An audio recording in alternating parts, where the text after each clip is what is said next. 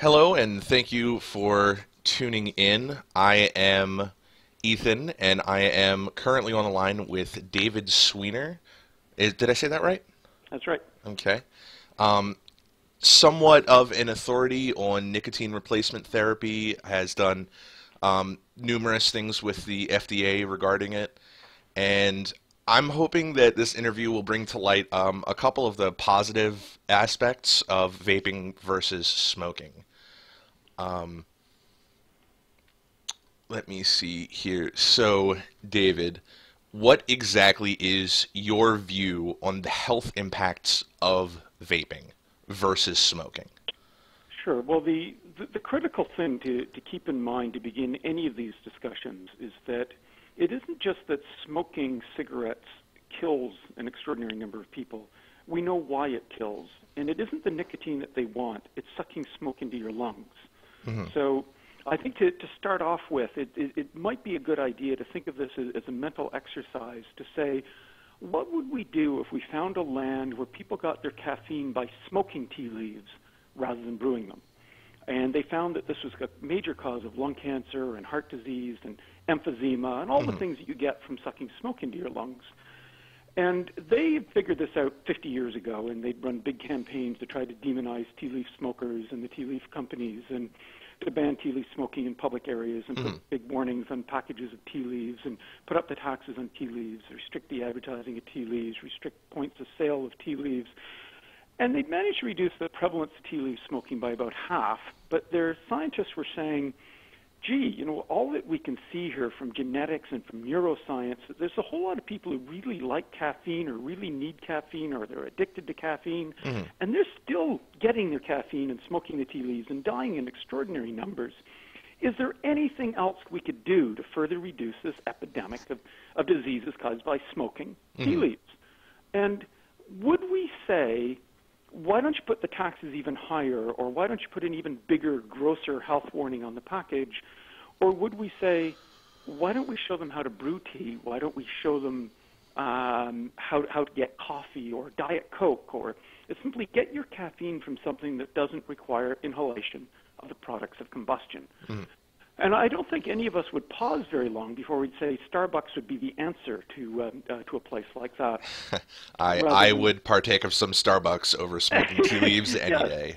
and yet when we get to smoking, there's this idea that it's been so ingrained in society for so long that we have trouble thinking of any sort of alternative, and we've so demonized smoking, tobacco companies, and smokers that we really don't entertain any sort of halfway measures. So it's become like it's a sin rather than it's a public health issue, Hmm. and we don't want to give any latitude. You just have to totally quit.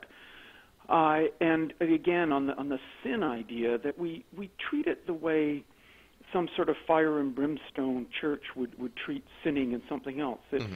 you have to repent, and you have to feel really bad about what you're doing. You have to do penance. You have to really struggle to overcome this sin that you've got. Hmm. And if you don't, you face perdition. So the repent, penance, or perdition approach.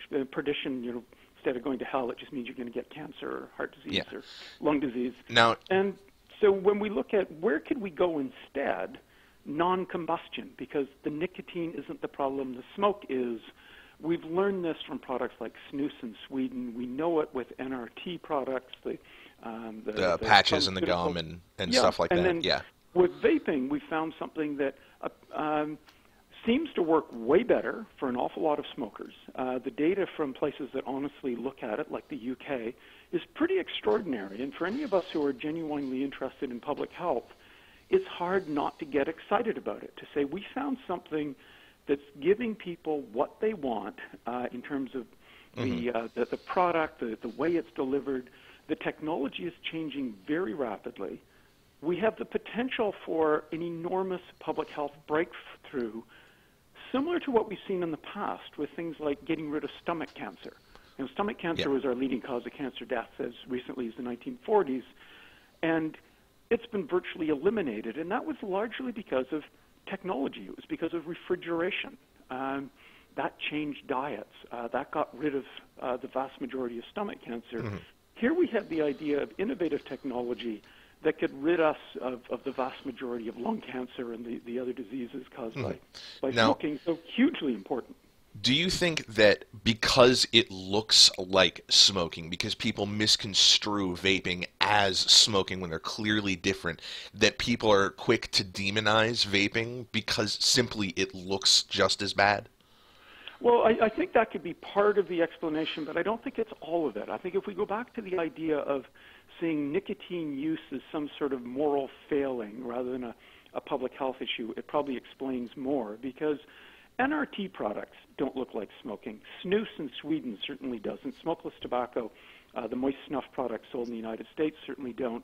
But they are also similarly demonized by the very people who are most likely to be making a lot of noise opposing electronic cigarettes, opposing vaping. Mm-hmm. So I think it goes deeper than the fact that it just sort of looks like a cigarette, although that's one of the arguments that's used. But I think it's much more a matter of an abstinence-only sort of campaign. It's very moralistic in nature, and it's very similar to what we've encountered in other areas, whether it be issues of sex outside of marriage or illicit drug use or alcohol use, attitudes that had existed on a whole range of other products and activities.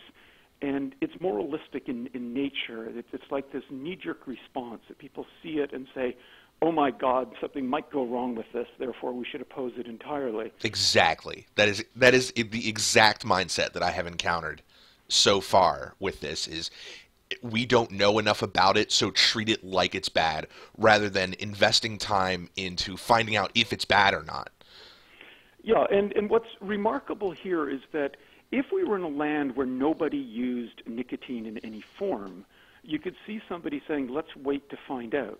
But in this case, when we have in the U.S. something like 45 million people who are getting nicotine by repeatedly sucking smoke into their lungs, it will end up killing half of them, probably over half of them based on the most recent epidemiology. Mm-hmm. We're dealing with an absolutely monumental health problem. And it's sort of like going to a land where people are getting doing their transportation on really high-powered motorcycles with bald tires, without helmets, faulty brakes, and the death toll is absolutely horrendous. And I'm saying, what I think we should do is, I have an import license for Volvos. I could bring in like nice Volvo sedans, kept in really great shape. They're four-wheel drive, and I could get people to use these instead of their high-powered motorcycles with the faulty brakes, the bald tires without the helmets. And you saying, no way? I mean, people could be injured in Volvos. I've heard that, if somebody crashes a Volvo into a brick wall at a high speed, they could be seriously, seriously harmed. How could you possibly even think about doing something like this when they're so hazardous? And it's this failure to understand relative risk. It's like the people who say that the only things that we should tell people about condoms is that they are not safe, which is true, just horribly misleading. Yeah. The only thing we should tell people about alternatives to cigarettes is that they're hazardous. Well, given that everything in life has a risk, what we need to know is how risky is it compared to the alternative. That's exactly it. It's always going to be clearly better to stop doing it altogether. It's quitting smoking and stopping vaping clearly is going to be better for you, but if you need that oral fixation, if you're someone who doesn't feel like they can quit, which one is better? Exactly. And the fact is, for a lot of people, they are not going to quit. It's not a better option for them because it's not an available option for them. So it's like saying, if I have to get from Buffalo to Toronto tomorrow, it would clearly be better for me if I just jogged. I mean, far fewer carbon emissions, etc. That's not an option. What are the other alternatives? And we need to be offering viable alternatives. What we do in public health when we're doing proper public health is we meet people where they are. We understand what's going on in their lives and figure out what can we do to improve that. And simply dictating to them might make us feel better in the sort of moralistic way that a teetotaler singing hymns outside a saloon might have felt superior. Mm-hmm. They're not having any impact. They're not actually changing the attitudes of the people they claim they're trying to help. They're just feeling morally superior to them. Well, that's a religious thing. That's a moralistic thing. That's not a public health approach. Mm-hmm. And I think we have to seriously look at what can we do when we've got people engaging in a behavior that is so deadly. What are the options that are available? And then working with them. Listen to the people whose lives you're trying to save in terms of what matters to them. And just like we learned with the AIDS campaigns, the whole nothing about us without us, mm-hmm. that if you're trying to save the lives of people who are using nicotine, talk to them. And I am just constantly floored in discussing vaping with anti-smoking colleagues of the more moralistic persuasion. When they say something, I say, well, that's totally out of keeping with the experience of vapers. Don't you find, a different viewpoint when you go and talk to people who are actually vaping? Yeah. And they say, I never have. My viewpoint on this is I was a pack-a-day smoker for 6 years, and I knew exactly what it was doing to my body, but I couldn't stop. It's the chemical dependency is overwhelming for most people who smoke. There are those people that can just stop cold turkey, and good for them. That's great. But there are tons of people that just can't stop. And when I finally found, I had actually started vaping 3 separate times. The first time, the technology was so new that it wasn't effective enough to meet my needs. The second time that I tried, it was still almost in the infant stages as far as vaping technology goes. But now the technology has gotten to the point where it is an effective cessation to smoking. I don't want a cigarette anymore. And the products are getting ever better if we simply allow them to do that. And it's like any other area of new technology. Mm-hmm. Some of the early refrigerators were very, very heavy, not very reliable, very expensive. Mm-hmm. Some of our early cell phones, in the same sort of category. Early televisions. Once you allow technology to take off, and the opportunity here is so great because the technology behind vapor devices, that what we've seen in improved battery technology, what we're learning about better delivery, about what consumers are looking for, and the fact that cigarettes are such a massive market of a product that most of the people, a very large majority of the people using them, don't want to use. So in the United States, there's over $80 billion a year being spent buying cigarettes by people who, by and large, say exactly what you're saying. I wish I wasn't doing this. But it's just like there's a heck of a lot of people, who are stuck in traffic jams right now and are probably, it's not because they want to be on really, really busy roads. They just don't have any alternative. Yeah. If you can offer people alternatives, you can really accomplish something. So, somebody who says, I would like to be in better shape, but I'm living in such a dangerous neighborhood, I can't go out walking. Mm-hmm. Well, what do you do to change the environment for them? And when you look at somebody who says, I'm smoking and I don't want to, but I don't have anywhere to go, give them somewhere to go. And it's amazing how much we can accomplish. How many people are quitting smoking by vaping now? And this is still relatively new technology. So imagine where it could go if we decided to ride it rather than deride it. To say, let's work with this as a public health tool, rather than simply try to oppose it. Because when we oppose it, all we're really doing is protecting the cigarette trade. So you do believe that with future advances with the technology of vaping, they will, if they aren't already, be a better alternative to smoking? Well, I think almost certainly. I mean, what we're seeing already are products that many people like yourself are saying, I prefer this over cigarettes. They can be marketed at a price that's a tiny fraction of cigarettes. That's extremely true. I went from spending at least $20 a week to less than $20 a month. Yeah, and that's very common, and even less. And you think with competition, those prices fall still further. Oh, yeah. And that's really important, too, when you look at among the people who smoke now in North America, Overwhelmingly, you're dealing with people with lower socioeconomic status. There's tremendous smoking among some of the most disadvantaged groups in our societies, and they're spending a tremendous percentage of their disposable income buying cigarettes, in many cases to self-medicate, to deal with various conditions that they've got. Mm-hmm. And I think it's simply inhumane to say we are going to require these people to spend so much satisfying this nicotine dependence with a product that's likely to kill them, that it's going to impact their health in other ways because they're not going to be able to eat as well. They're Yeah. not going to have the disposable income. Surely we can do better than that, and to allow technology properly regulated to meet that need has the potential for one of the biggest public health breakthroughs we've ever had. And we need to move beyond the fear-mongering, the feeling that what if something goes wrong? Because, damn it, having 500,000 Americans dying every year from cigarette smoking, that's wrong. That's going wrong. We need to look at what are the alternatives.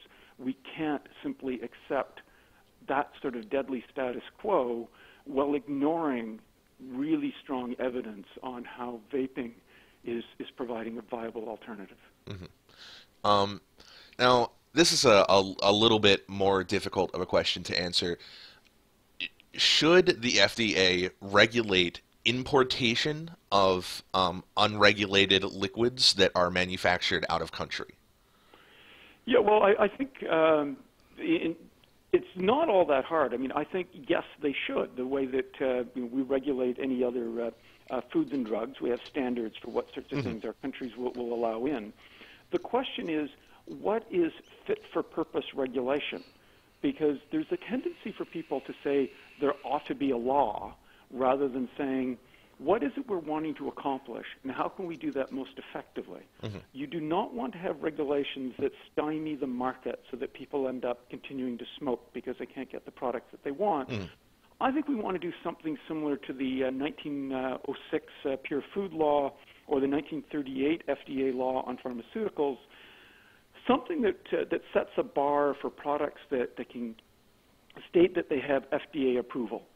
The bar can't be so onerous that nobody can meet it, but it can't be absolutely mandatory so that you could have people continuing to import products that don't have FDA approval early in the process, just as we did with the things like pure food laws and pharmaceutical legislation.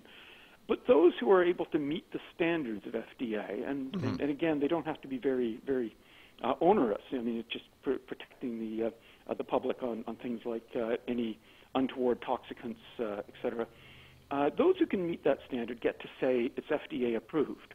And what we saw in the past is that the market moves very, very quickly to those products. And that's why with the 1938 law, within, I believe, 12 years, 85% of all the pharmaceutical products being sold in America were products that did not exist before that law. Mm-hmm. The law facilitated the technological advances, the changes to come up with far safer products. We could do the same here by FDA working with market forces rather than looking at how do we get in the way of this, how do we put barriers up that make it hard for these independent, innovative companies to be able to help us solve such a huge health problem. Exactly. There have been many cases where people have gotten faulty products, like bad batteries, really not quality manufactured batteries and stuff, and it turns out that they've blown up in people's faces. Should the FDA step in and or some governing body step in and regulate how the devices themselves are manufactured to prevent accidents like that? Sure. Well, I think there's different ways to look at this, and one is look at similar products like, what do we do with cell phones, which also have batteries? Mm-hmm. What do we do with all sorts of other technology that is now becoming ubiquitous? One of the things that we do is government standards. But another thing that we do is that the industry starts to consolidate, and the fly-by-nighters are driven out of the market. So it's one of the reasons why if I want to go buy a coffee at Starbucks, I'm not worried about whether there be some sort of untoward contaminants in it. And FDA doesn't really have to play a role in that, and they don't, because Starbucks is now such a big, successful business. They'd be absolutely crazy to be selling any inferior goods, because they could lose billions of dollars of stock market value. So they end up, in effect, having an agreement with the public that, if you are buying something from a large, reputable retailer, they are going to treat you different than a fly-by-night. Amazon's going to treat you differently than somebody running a booth in a flea market. And I think that one of the problems that we've had is that the lack of regulatory certainty has driven a lot of potential big players away from the market and prevented the consolidation that we could have. So with vape shops, why don't we have things like chains of vape shops like we have chains of coffee shops? There are starting. There's several companies that are starting to develop chain vape shops. There's one where I live that has, I don't know, 8 stores now, and they're working on building another one. It's getting there. The industry is still really new. When I talk to merchant banks who are looking at this and saying there is huge potential here, venture capitalists, saying becoming a consolidator in this, as happened when lots of other businesses that used to be ma and pa type shops, or a very small number in the chain, and you had quite inconsistent service, no guarantee of quality. Whether it be what motels were like back in the 60s, or coffee shops, or video rental places. The list goes on and on. And consolidators came in and gave hamburger joints. Consolidators came in and said, we're going to do the whole holiday and no surprises approach. You're going to know what you get from us, and you can count on it. If you go to a McDonald's, the washrooms will not be filthy, sort of approach. The meat will be cooked properly. And these companies that can provide the capital to allow such large chains to get established and provide quality product, it's not happening now, in large part because of regulatory uncertainty. Nobody wants to put out $1 billion into building a nationwide chain of these shops with very high quality, reliable, consistent, when they're afraid that a few weeks from now the whole business might be shut down. Or that there's so much misinformation out there that you are having to battle against that. How different would it be if the government says we really want to move on the concept of a continuum of risk for nicotine products, the way Mitch Zeller, head of the tobacco products division at FDA, has been saying. We want to do that, and here's how we're going to move on that. And we had bodies like CDC, rather than fear-mongering on electronic cigarettes, saying there's a huge difference in risk depending on how you get your nicotine, and we really encourage people to move away from combustion to non-combustion products, and there's a range of non-combustion products that we would recommend as alternatives. That's the sort of thing that really spurs a marketplace change. Speaking of combustion, there's clearly really just terrible chemicals in cigarettes. There something like 69 carcinogens in your average cigarette. There has been an FDA study as well as an independent study that was done saying that vapes at a daily usage level of voltage produce 0 carcinogens. This study was done by the FDA and an independent study.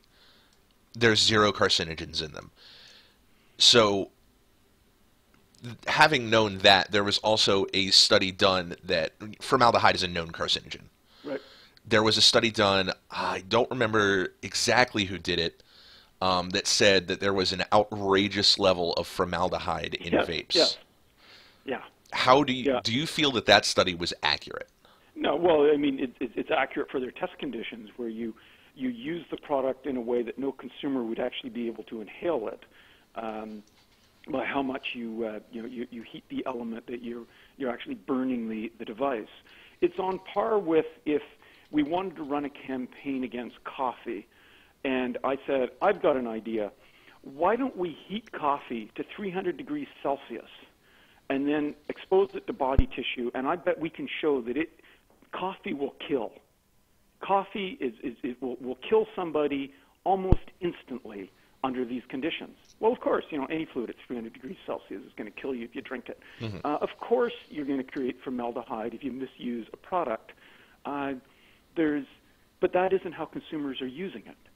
And it's like saying in the land where you're wanting to use the Volvos in place of the high-powered motorbikes with the bald tires, the faulty brakes, etc., that if we take a Volvo and we drop a 38-ton rock on the roof of it, we can show that they're really, really hazardous vehicles. Well, yeah, but that's not how people are using them. So I think it's horribly misleading, and I think it's scientific malpractice to be doing these sorts of things as scaremongering.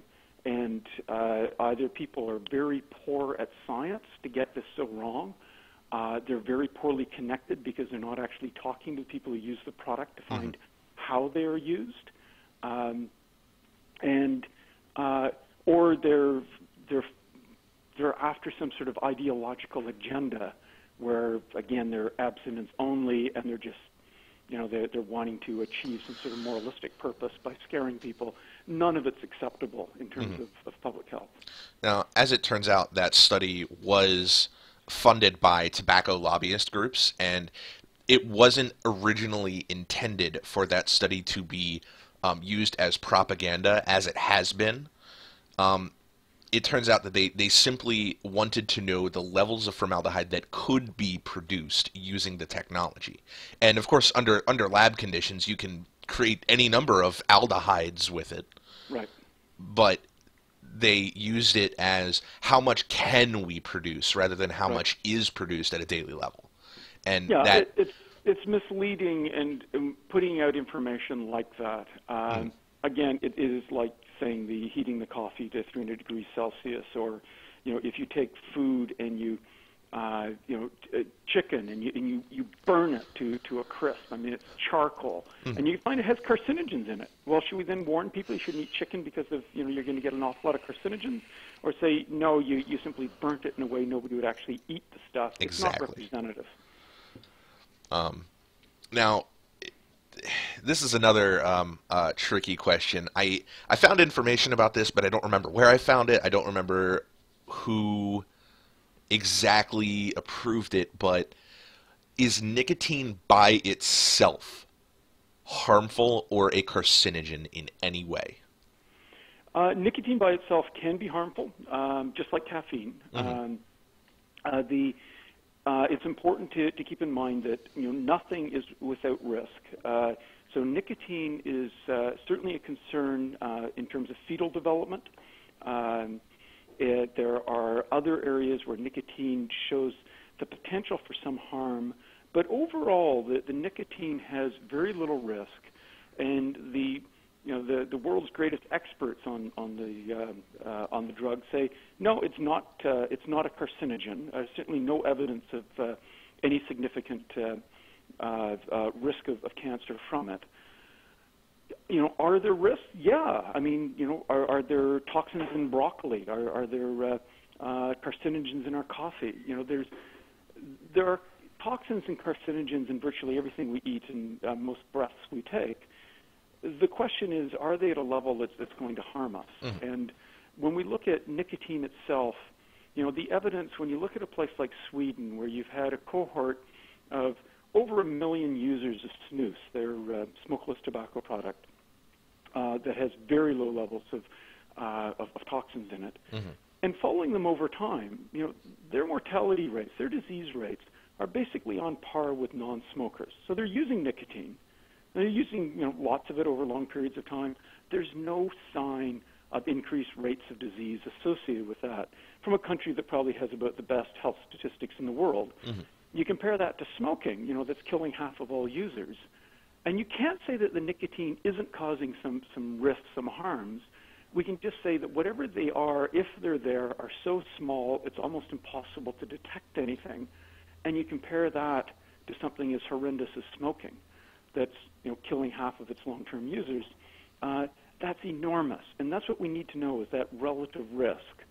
The same as, a modern Volvo is not safe per se. It's just an awful lot safer than the sort of cars people drove 50 years ago. Yeah. So the effect of nicotine on the human body is equivalent to someone who drinks, coffee every day. It's just almost inert stimulant. Yeah, I'd say if it wasn't for the way that nicotine is delivered, I mean, a way to put this into perspective, if we were getting our nicotine by things like vaping and from NRT type products, even from smokeless tobacco products, Mm-hmm. the associated disease risk would be so low that for someone like me who spent over 30 years trying to reduce the death and disease associated with smoking, it would be hard to see why I would continue in the field, because though there's risks, they're so tiny compared to other things. I'd be much better off putting my time into how do you prevent seniors from falling? How do you prevent cars from hitting bicyclists? How do you... There's so many other things that would be just so much larger a worry in terms of public health. So it's not that there's no risk at all. It's just that the risk would be so small. Yeah. Caffeine still kills people, but nobody gets really upset about it because it's just so few people who overdose on caffeine. And it does have adverse effects for people with heart conditions, et cetera. But again, it's so small. It's minor compared to other things. We don't get excited about it. We don't have big campaigns against tea and coffee. And I think that we could get nicotine to be in a very similar situation if we simply focused on that difference between the drug and the delivery system. That's excellent. That's exactly what I wanted to hear. Like to be justified by someone who's worked on this for decades to remove the delivery system. That was amazing. I did not expect that. Well, that's what our problem is, and the sad thing is we've known this for decades. You go back to the 1970s, and Professor Michael Russell was talking about how people smoke for the nicotine, but they die from the tar. They die from the smoke, not from the nicotine. We knew that in the 1970s.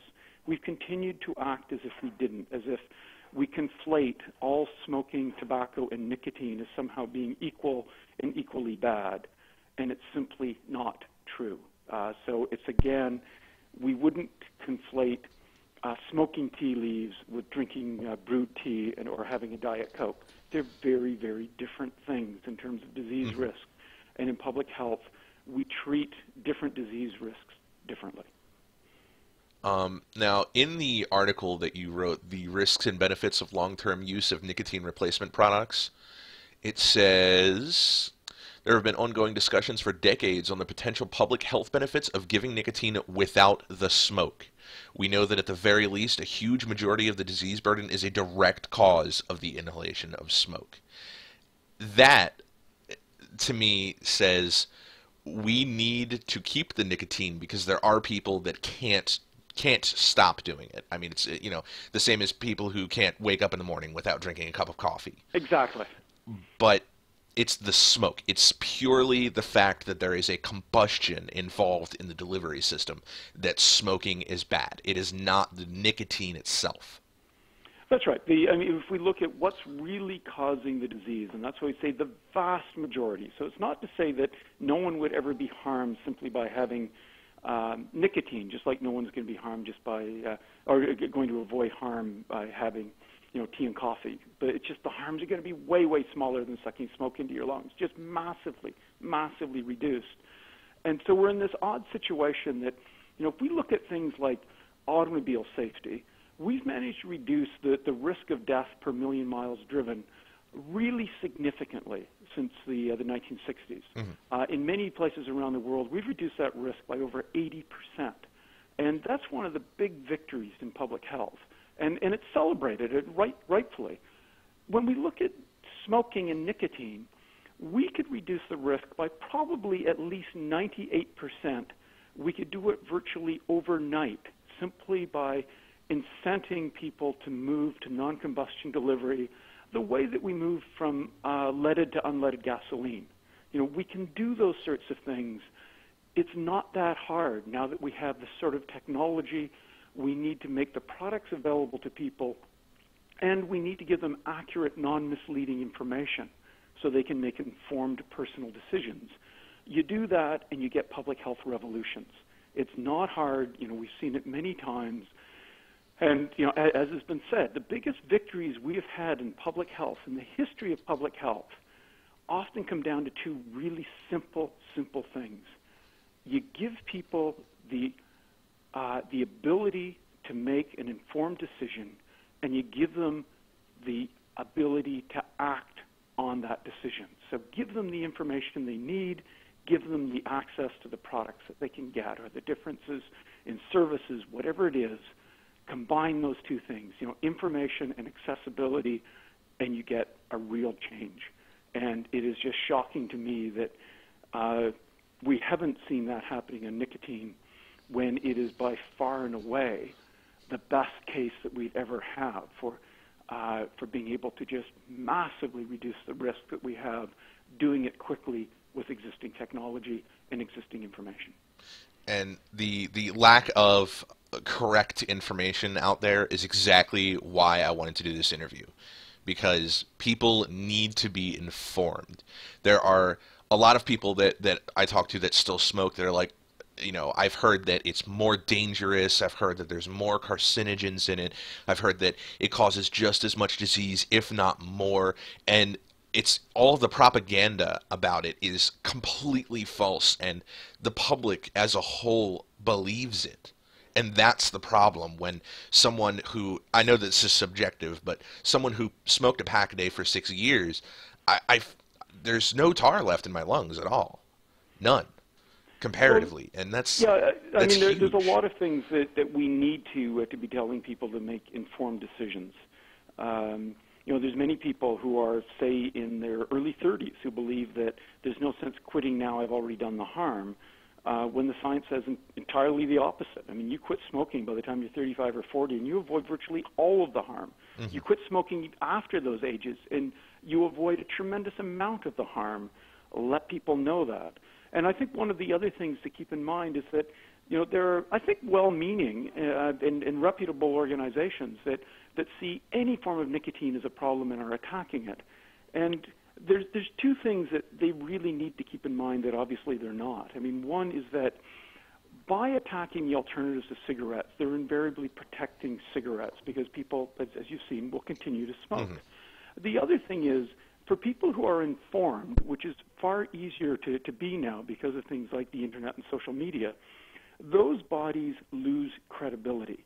And in public health, we don't have coercive powers very much. What we have is persuasive powers. You want people to believe what they're told by places like the Centers for Disease Control.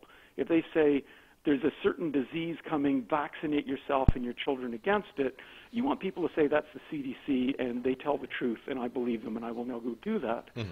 When they run a misleading campaign, when they do things to attack e-cigarettes, for instance, and vapors are aware that they're being misled, that gets well known through social media, it doesn't just affect the credibility of that agency on e-cigarettes, it affects their overall credibility, with people saying they're just lying to me. And that's a really dangerous position for public health organizations to get into, because that can really hurt us when they have important information, accurate information that want to give people. I completely agree. The CDC needs to maintain its integrity for people to believe anything beyond cigarettes. Because there's so many more things that they're in charge of that people need to trust them. Thank you very much for this interview. I really hope that this brings to light a lot of issues that people have with it. I hope that this clarifies some things. And mind, anyone that is watching this is an expert on the field. So thank you very much, David. This has been wonderful. I hope that everyone watching this video is now a little bit more informed about what exactly is going on with vaping. And have a great day, and keep calm, vape on. And I will just, as a final word, say there is so much additional information, and one of the great places to get it is a blog by Clive Bates at clivebates.com. And you will get a lot of terrific, accurate information, and that's the stuff that will empower people, and that causes the public health revolutions we're after. So thanks very much. I will put that link in the description for you guys, and have a great day.